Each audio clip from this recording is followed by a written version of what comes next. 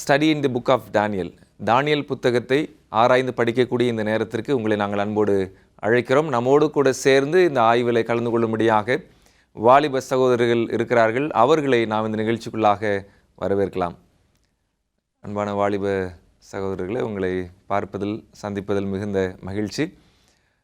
தேவ சமூகத்தில் நாம் தொடர்ந்து தானியல் புத்தகத்தை படிக்க ஆர்வமாக இருக்கிறோம். நேரத்தில் உங்களுடைய பெயர்களை சொல்லி எங்களுக்கு நீங்கள் உங்களை அறிமுகப்படுத்திக் கொள்ளுங்கள். என்னுடைய பேர் சிபு, நான் ஈரோடு பகுதியிலிருந்து வந்திருக்கிறேன். Welcome you. என்னுடைய பேர் அஜய், நான் வேலூர் பகுதியில் போதகராக பணியாற்றி வந்து கொண்டிருக்கிறேன். God bless you Ajay. என்னுடைய பேர் ஹென்சன் ஜாஷ், நானும் வேலூர் செக்ஷனில் ஊழியம் பண்ணிகிட்ருக்கேன். ரொம்ப சந்தோஷம் ஜாஷ். என்னுடைய பேர் லலித் கிரண், நான் சென்னையிலேருந்து வரேன். God bless you Lalit. தொடர்ந்து நாம் தானியல் 9ஆம் அதிகாரத்தை நாம் படிக்க தொடங்கலாம். 9ஆம் அதிகாரத்தில் ரொம்ப முக்கியமான ஒரு பகுதியை நாம் ஆராய்ந்து கொண்டிருந்தோம். அதனுடைய அறிமுகமாக நாம் 70 வாரத்தை குறித்ததான தீர்க்க தரிசனத்தின் ஒரு அறிமுக பகுதியாக போன முறை நாம் என்ன செய்தோம், சில தகவல்களை புரிந்து கொண்டோம். அதில் நீங்கள் புரிந்து கொண்ட காரியங்களில் அல்லது போன முறை படித்த விஷயங்களை ஞாபகத்தில் நீங்கள் கொண்டு வந்து அதை பார்க்கும்போது நிச்சயமாக இது உதவியாக இந்த வகுப்பிற்கு இருக்கும் என்பதை நான் நம்புகிறேன். நம்ம எப்படி முடித்தோம் அப்படின்னு சொன்னால், போன முறை தானியேல் தன்னுடைய மனதில் இருந்த பெரிய கேள்வியும் ஏக்கமும் நிறைந்த நிலையிலே அவர் ஜெபிக்க தொடங்குகிறார். அதற்கு விளக்கம் கொடுப்பதற்காக காபிரியேல் வந்து விளக்கம் கொடுப்பதை நாம் என்ன செய்தோம், பார்த்தோம். தானியேலுக்கு இருந்த ஒரு கேள்வி 2300 ராப்பகல் என்கிற அந்த தீர்க்க தரிசனத்தின் அடிப்படையில் எழுந்த ஒரு கேள்விதான். ஆனால் காபிரியேல் சொல்லும் பொழுது அந்த 2300 ராப்பகலில் இருந்து உன் ஜனத்திற்காக 70 வாரத்தை பிரித்து உனக்கு சொல்லுகிறேன் என்று சொல்லுகிறார். அப்போது 2300 ராப்பகல் தீர்க்க தரிசனமும் 70 வாரம் என்று சொல்லுகிற இதிலிருந்து பிரித்து சொல்லப்படுகிற தீர்க்க தரிசனமும் எல்லாமே அதற்குள்ளே தான் அடங்கி இருக்கிறது. அந்த 2300க்குள்ளே தான் இந்த 70 வாரமும் என்ன செய்கிறது, அடங்கி இருக்கிறது. ஆகவே வேத வல்லுநர்கள் என்ன முடிவுக்கு வருகிறார்கள் என்று சொன்னால், இந்த 2300 ராப்பகல் தீர்க்க தரிசனம் எங்கே துவங்குகிறதோ அங்கே தான் 70 வார தீர்க்க தரிசனமும் துவங்குகிறது என்று சொல்லுகிறார்கள். சரிங்களா? அதைத்தான் நம்ம புரிந்து கொள்ளவும் போகிறோம். சரிங்களா? 70 வார தீர்க்க தரிசனத்தை நம்ம நிறையா முறை படிச்சிருப்போம், சரிங்களா, வாசித்திருப்போம், ஒருவேளை சொல்லி நாம் கேட்டிருப்போம்.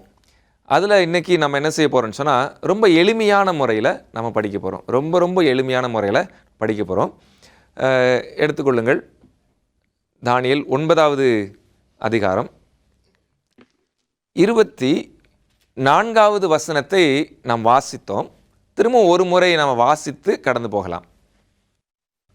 மீறுதலை தவிர்க்கிறதற்கும் பாவங்களை துளைக்கிறதற்கும் அக்கிரமத்தை நிவர்த்தி பண்ணுகிறதற்கும் நித்திய நீதியை வருவிக்கிறதற்கும் தரிசனத்தையும் தீர்க்க தரிசனத்தையும் முத்திரிக்கிறதற்கும் மகா பரிசுத்தமுள்ளவரை அபிஷேகம் பண்ணுகிறதற்கும் உன் ஜனத்தின் மேலும் உன் பரிசுத்த நகரத்தின் மேலும் 70 வாரங்கள் செல்லும்படி குறிக்கப்பட்டிருக்கிறது. சரிங்களா? இங்கே என்ன பார்க்குறோம், எல்லாமே மீறுதலை தவிர்க்கிறதற்கும் பாவத்தை தொலைக்கிறதற்கும் அக்கிரமத்தை நிவர்த்தி பண்ணுகிறதற்கும் நித்திய நீதியை வருவிக்கிறதற்கும் தீர்க்க தரிசனத்தையும் தீர்க்க தரிசனத்தையும் முத்தரிக்கிறதற்கும் மகா பரிசுத்தமுள்ளவரை அபிஷேகம் பண்ணுகிறதற்கும், இது எல்லாமே பார்த்தீங்கன்னு சொன்னால் இதனுடைய மைய நாயகரை யார் தான்? ஆண்டவராகிய இயேசு கிறிஸ்து.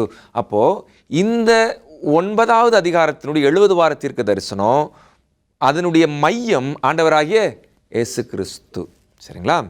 எல்லா தீர்க்க தரிசனத்தின் மையமே இயேசு கிறிஸ்து தான்.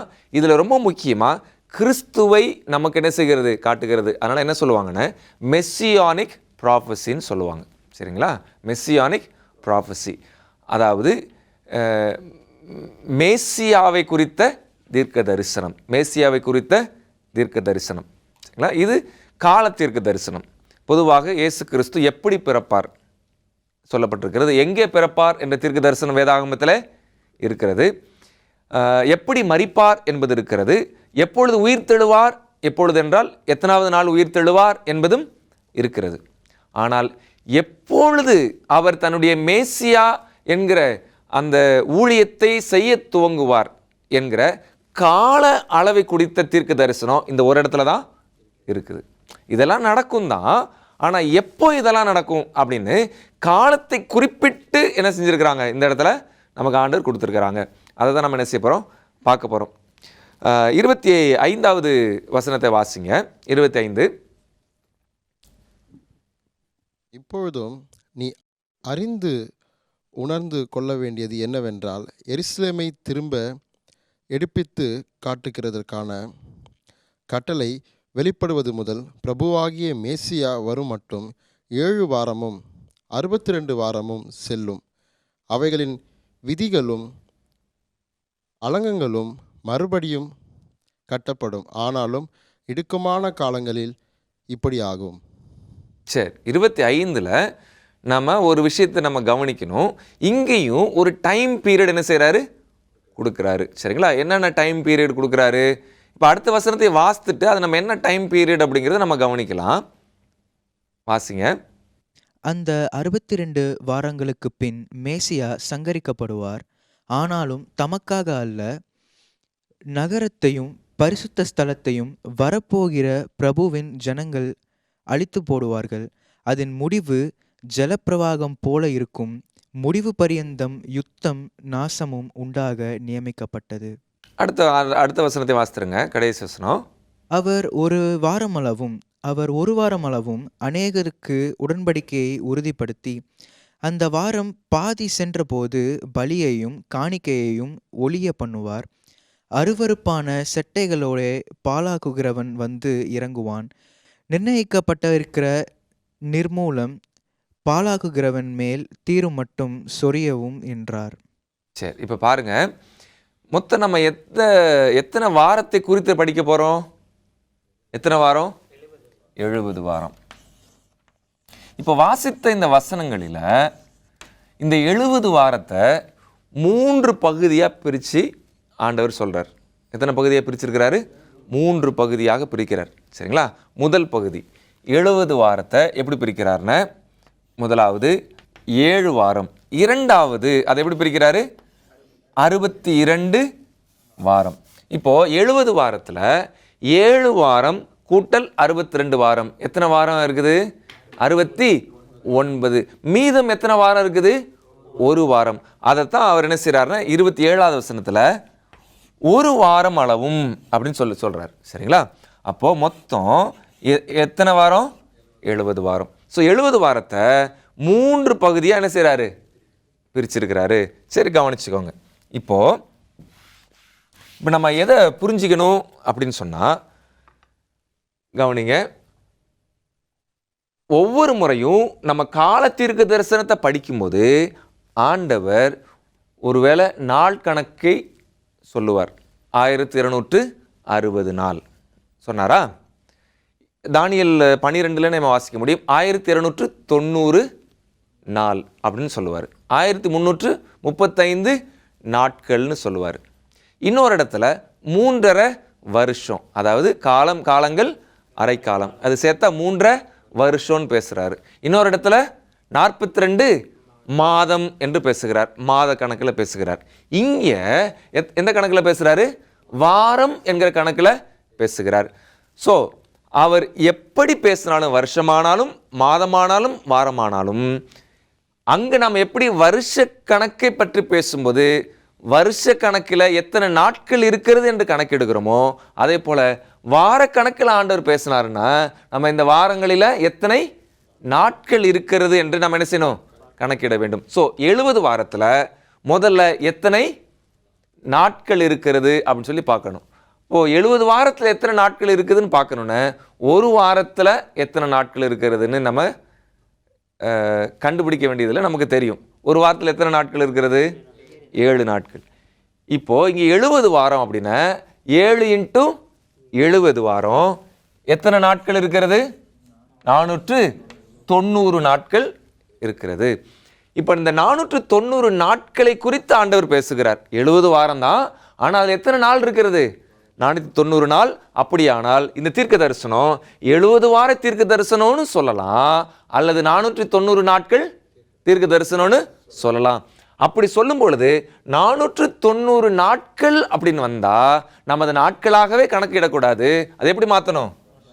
வருஷங்களாக மாற்ற வேண்டும். அப்படியானால் இந்த தீர்க்க தரிசனம் மொத்தம் எத்தனை வருஷத்திற்குரிய தீர்க்க தரிசனம்? 490 வருஷத்திற்குரிய தீர்க்க தரிசனம். இந்த 490 வருஷத்தை ஆண்டவர் எத்தனை பகுதியா பிரிக்கிறாரு? 3 பகுதியாக பிரிக்கிறாரு. இப்போ 70 வார கணக்கின்படி நம்ம பார்க்கலாமே. இப்போ 7 வாரத்துல இந்த 7 வாரம் அப்படின்னு சொல்லும்போது இதுல எத்தனை வருஷம் இருக்குது? 7 × 7 எத்தனை வருஷம்? 49 நாட்கள் இருக்கிறது. ஆனால் இது நம்ம எப்படி எடுத்துக்கணும்? 49 வருஷமாக. ஸோ 49 வருஷ தீர்க்க தரிசனம் முதல் பகுதியில் இருக்கிறது. 62 × 7 கணக்கு போட்டிங்களா? எத்தனை வருஷம் இருக்குது? 62 × 7 434 வருஷம். அப்போ இந்த இரண்டாவது பகுதி தீர்க்க தரிசனத்தில் 434 வருடங்கள் இருக்கிறது. சரி, இங்க ஒரு வாரம் × 7 எவ்வளோ? 7 வருடங்கள். நாட்கள் தான் இங்க வாரப்படி பார்த்தா, ஆனால் தீர்க்க தரிசனத்தில் அது எப்படி மாறுகிறது? வருடங்களாக மாறுகிறது. ஸோ 7 இதெல்லாம் கூட்டுங்க, எவ்வளோ வருதுன்னு பாருங்க. கூட்டினீங்கன்னா எவ்வளோ வருது? 490. சரிங்களா? அப்போ 490 வருடங்களை ஆண்டவர் எப்படி பிரிக்கிறாரு? 3 பகுதியாக பிரித்து அங்கே கணக்கு சொல்லுகிறார். இப்போ அந்த 3 பகுதியை ஒவ்வொரு பகுதியிலையும் என்னென்ன சம்பவிக்கும் அப்படிங்கிறத நம்ம என்ன செய்ய போகிறோம்? பார்க்க போகிறோம். சரிங்களா? ஒவ்வொரு பகுதியிலையும் 7 வாரத்தில் என்ன சம்பவிக்கும், 62 வாரத்தில் என்ன சம்பவிக்கும், மீதம் இருக்கிற ஒரு வாரத்தில் என்ன சம்பவிக்கும் அப்படிங்கிறத நம்ம என்ன செய்யணும்? பார்க்கணும். சரிங்களா? அதுக்கு முன்னாடி நம்ம ஒரு விஷயத்தை நம்ம பண்ணிடலாமே. மொத்தமாக இந்த தீர்க்க தரிசன பகுதியிலேயே 70 வார தீர்க்க தரிசனத்தில் இந்த 490 வருஷமும் என்ன நடக்க போகுது, எத்தனை சம்பவங்கள் நடைபெறணும் அப்படிங்கிறத வரிசைப்படுத்திடலாமா? கொஞ்சம் டீட்டெயிலாக நம்ம என்ன செஞ்சலாம், அதை பார்த்துடலாம். என்னென்ன சம்பவங்கள் நடைபெற போகிறது நம்ம பார்க்கலாம். முதலாவது 25வது வசனத்தை வாசிங்களேன். இப்போதும் நீ அறிந்து உணர்ந்து கொள்ள வேண்டியது என்னவென்றால், எருசலேமை திரும்ப எடுப்பித்து கட்டுகிறதற்கான கட்டளை வெளிப்படுவது முதல் பிரபுவாகிய மேசியா வரும் மட்டும் 7 வாரமும் 62 வாரமும் செல்லும். சரி, இப்போ பாருங்க, அவர் எப்படி சொல்றாரு? ஒரு ஒரு ஒரு அளவு சொல்லிட்டார். அதாவது எருசலேம் திரும்ப எடுப்பித்து கட்டுகிறதற்கான கட்டளை வெளிப்படுவது முதல் பிரபுவாகிய மேசியா வர வரைக்கும் எத்தனை நடக்கணும்? எத்தனை வாரம்? 7 வாரமும் 62 வாரமும். புரிஞ்சுக்க முடியுதுங்களா? இந்த ஸ்டார்டிங் பாயிண்ட்டை வச்சுக்கோங்க, இந்த 62 வாரத்தினுடைய எண்டிங் பாயிண்ட்டை வச்சுக்கோங்க. சரிங்களா? ஸ்டார்டிங் பாயிண்ட் எது? எருசலேம் திரும்ப எடுப்பித்து கட்டுகிறதற்கான கட்டளை வெளிப்படணும். எண்டிங் பாயிண்ட் எது? மேசியா அபிஷேகம் பண்ணப்படணும். இந்த 2 சம்பவத்துக்கு நடுவில் எத்தனை வாரங்கள் செல்லும்? 7 வாரம் 62 வாரம் செல்லும். இதை ஞாபகம் வச்சுக்கோங்க. இப்போ அடுத்தது வாசிங்க, தொடர்ந்து வாசிங்க. அவைகளில் வீதிகளும் அலங்கங்களும் மறுபடியும் கட்டப்படும். சரிங்களா? என்ன கட்டப்படுமா? வீதிகளும் அலங்கங்களும் அலங்கங்களும் கட்டப்படும். சரி, நம்ம ஏன் இதை எழுதலை? மேசியா அபிஷேகம் பண்ணப்படும் வரைக்கும் அப்படின்னு ஏன் எழுதலை? மேசியா வரும் மட்டும் ஏன் எழுதலை? ஏன் இதை மட்டும் எழுதணும், அதை எழுதலை அப்படின்னா, இது ஸ்டார்டிங், இது எண்டிங். எண்டிங்கில் எத்தனாவது அது எண்டாவதுன்னு அப்புறமா பார்த்துக்கலாம். முதல்ல வரிசையாக நம்ம பார்க்குறோம். சரிங்களா?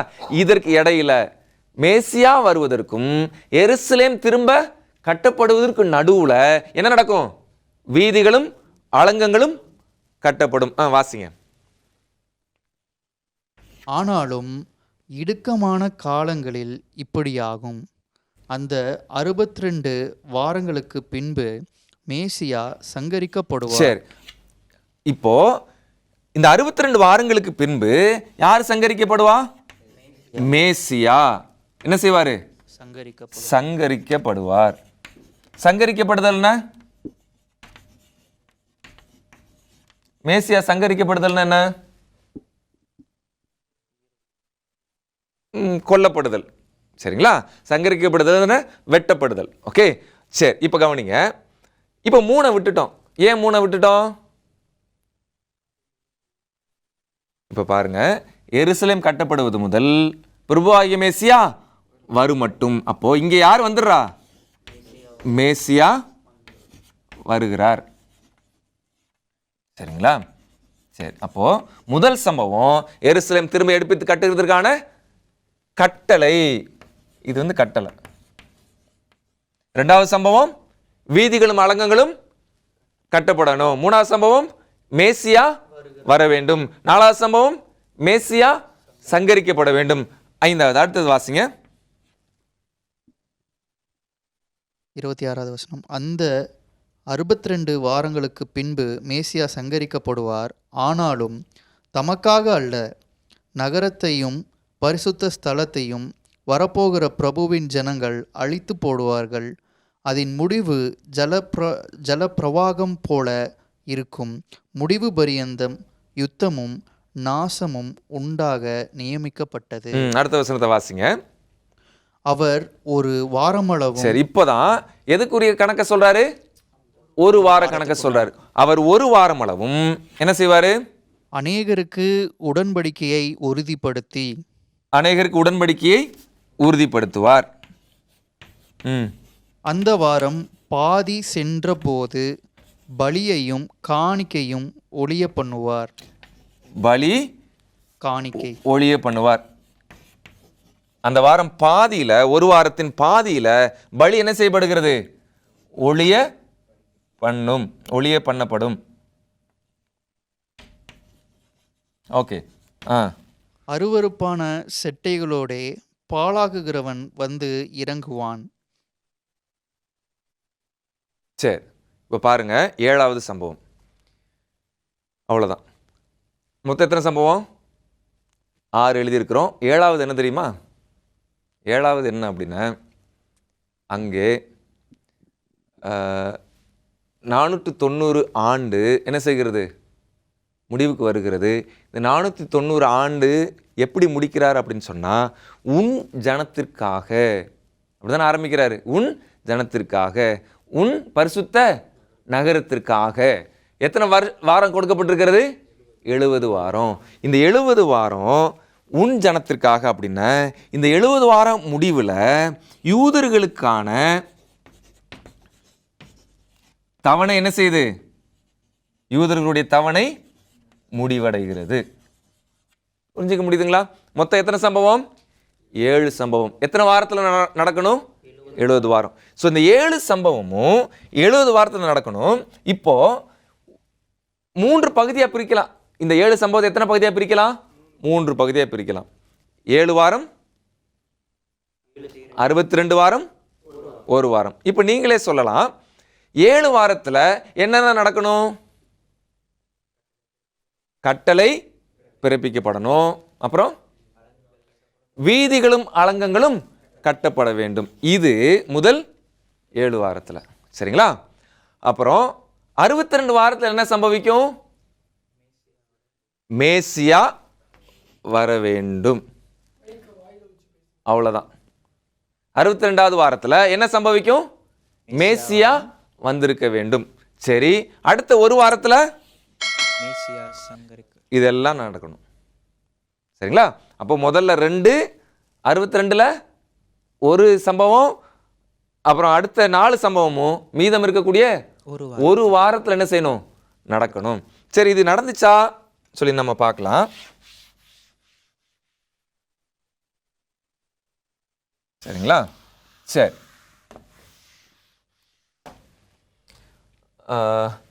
முதலாவது இந்த தீர்க்க தரிசனம் எப்படி தொடங்குதுன்னு கவனிங்க. எருசலேம் திரும்ப எடுப்பித்து கட்டுகிறதற்கான கட்டளை வெளிப்படுவது முதல். எப்போ வெளிப்பட்டுச்சு நம்ம என்ன செய்யணும்? ஒரு முடிவுக்கு வரணும். அதற்கு நமக்கு பைபிள் என்ன செய்யணும்? நமக்கு உதவி செய்யணும். எப்படி அப்படின்னு சொல்லி பார்க்கலாம். முதலாவது, எருசலேம் திரும்ப எடுப்பித்து கட்டுவதற்கான கட்டளை என்ன செய்கிறது? வெளிப்பட வேண்டும். எப்படி வெளிப்பட்டது அப்படின்னு சொன்னால், எஸ்ரா 1ஆம் அதிகாரம் 1 வாசிங்க. எஸ்ரா 1ஆம் அதிகாரம் 1. எஸ்ரா 1ஆம் அதிகாரம் 1வது வசனத்திலிருந்து நம்ம வாசிக்கலாம். எரேமியாவின் வாயினாலே கர்த்தர் சொன்ன வார்த்தை நிறைவேறும்படி பெர்சியாவின் ராஜாவாகிய கோரேஷனுடைய 1ஆம் வருஷத்தில் கர்த்தர் பெர்சியாவின் ராஜாவாகிய கோரேசின் ஆவியை ஏவினதினாலே அவன், பரலோகத்தின் தேவனாகிய கர்த்தர் பூமியின் ராஜ்யங்களை எல்லாம் எனக்கு தந்தருளி யூதாவில் உள்ள எருசலேமிலே தமக்கு ஆலயத்தை கட்டும்படி எனக்கு கட்டளையிட்டிருக்கிறார். அவருடைய ஜனங்கள் எல்லாரிலும் எவன் எனக்குள் இருக்கிறானோ அவனுடைய தேவன் இருப்பாராக. சரி, இப்போ பாருங்க, இது எந்த ராஜாவை குறித்து பேசுகிறது? யார் அந்த ராஜா? பேர் என்ன? கோரேஸ். சரி, அங்க வருஷம் கொடுக்கப்பட்டிருக்கிறதா? 1ஆம் வருஷம். கோரேஷினுடைய 1ஆம் வருஷம். யாருடைய 1ஆம் வருஷம்? கோரேஷினுடைய 1ஆம் வருஷம். கோரேஷினுடைய 1ஆம் வருஷம் எதுன்னு நமக்கு தெரியணும். கோரேஷினுடைய 1ஆம் வருஷத்துல எருசலேமை திரும்ப எடுப்பித்து கட்டுவதற்கான கட்டளையை கோரேஷ் என்ன செய்யறாரு? சட்டமாக கட்டளையாக இயற்றி அனுப்புகிறார். அந்த வருஷம் எதுன்னு சொல்லி பார்த்தீங்க அப்படின்னா 536. 539 தரியு ராஜாவாக இருக்கிறார். அடுத்த 2 ஆண்டுகள் தரியுதான் ராஜா. ஆனா கோரேஷ் 536 தான் என்னவா மாறுறாரு? ராஜாவாக மாறுகிறார். அந்த வருஷம் 536. அப்போ கோரேஷ் 536வது வருஷம் ஒரு கட்டளை போடுறாரு. என்ன கட்டளைன்னு சொன்னா, எருசலேமை திரும்பி எடுப்பித்து கட்டுங்க அப்படின்னு ஒரு கட்டளை என்ன செய்றாரு? கொடுக்கிறாரு. இது முதலாவது கட்டளை. ஆனா கோரேஷ் சொன்ன மாதிரி இது ரொம்ப முக்கியமானது. இந்த கோரேஷ் சொன்ன கட்டளை ரொம்ப முக்கியமானது. கோரேஷ் சொன்ன மாதிரி அந்த ஆலயம் என்ன செய்யப்படலை? கட்டி முடிக்கப்படவில்லை. அது நிறைய தடைகள் இருந்துச்சு. அந்த ஆலயம் என்ன செய்யல? கட்டி முடிக்கப்படவில்லை. எஸ்ரா 6ஆம் அதிகாரம். எஸ்ரா 6ஆம் அதிகாரம் முதல் வசனத்தை வாசிங்க. எஸ்ரா 6:1. அப்பொழுது ராஜாவாகிய தரிவு இட்ட கட்டளையின்படியே பாபிலோன் கஜானாவில் உள்ள சாஸ்திர அறையை சோதித்தார்கள். மேதிய சீமையில் இருக்கிற அக்மேதா பட்டணத்தின் அரண்மனையிலே ஒரு சுருள் அகப்பட்டது. அதிலே எழுதியிருந்த விவரமாவது, ராஜாவாகிய கோரேசின் 1ஆம் வருஷத்தில் கோரேஸ் ராஜா எருசலேமில் இருந்த தேவாலயத்தை குறித்து பிறப்பித்த உத்தரவு என்னவென்றால், தேவாலயமானது பலி செலுத்தப்பட்டு வந்த ஸ்தானத்திலே கட்டப்பட கடவுது. அதன் அஸ்திபாரங்கள் பலமாயிருப்பதாக. அது 60 முழ உயரமும். சரி, இப்போ பார்த்தீங்களா, யாருடைய காலத்தில் கண்டுபிடிக்கப்படுகிறது கோரேஷ் போட்ட கட்டளை? தரியு என்கிற ராஜாவின் காலத்தில் கோரேஷ் இட்ட கட்டளை என்ன செய்யப்படுகிறது? கண்டுபிடிக்கப்படுகிறது. தரியு பார்க்குறாரு, கோரேஷ் இட்ட கட்டளைப்படி ஆலயமும் வீதிகளும் அலங்கங்களும் என்ன செய்யப்படலை? கட்டப்பட்டு முடிக்கப்படவில்லை. ஸோ இப்போ தரியு 2வது கட்டளையை பிறப்பிக்கிறார். அந்த வருஷம் கிமு 519. சரிங்களா? 2வது கட்டளை கிமு 519 யாரு போடுறா? தரியு. முதல் கட்டளையை போடுறவர் யாரு? கோரேஷ். 2வது கட்டளை போடுறது யாரு? தரியு. சரிங்களா?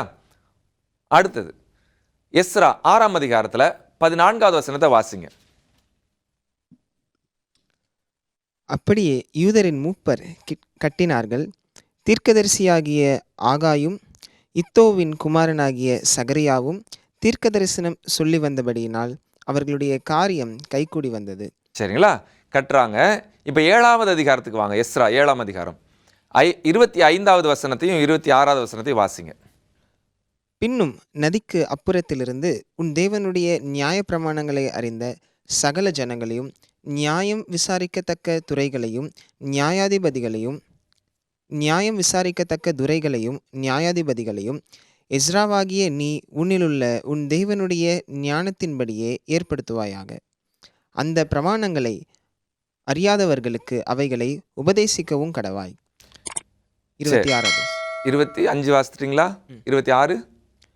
உன் தேவனுடைய நியாயப்பிரமாணத்தின்படியேயும் ராஜாவினுடைய நியாயப்பிரமாணத்தின்படியேயும் செய்யாதவனவனும் உடனே மரணத்துக்காகிலும் தேசத்துக்கு புறம்பாக்குதலுக்காகிலும் அபராதத்துக்காகிலும் காவலுக்காகிலும் தீர்க்கப்பட்டு தண்டிக்கப்பட கடவன் என்று எழுதியிருந்தது. சரி, இப்போ இந்த எழுத்துக்களை எழுதுகிறது யார் தெரியுமா? ஒரு கட்டளை பிறப்பிக்கப்படுகிறது. இந்த கட்டளை 3வது கட்டளை. இது யாருக்கு கொடுக்கப்படுகிறது? யார் இடத்துல சொல்றாரு? அந்த இடத்துல பேர் இருக்குது பாருங்க. யார்கிட்ட கொடுக்கப்படுகிறது இந்த கட்டளை? எஸ்ராவின் இடத்துல கொடுக்கப்படுகிறது. இப்போ கவனிங்க, இந்த வருஷம் 457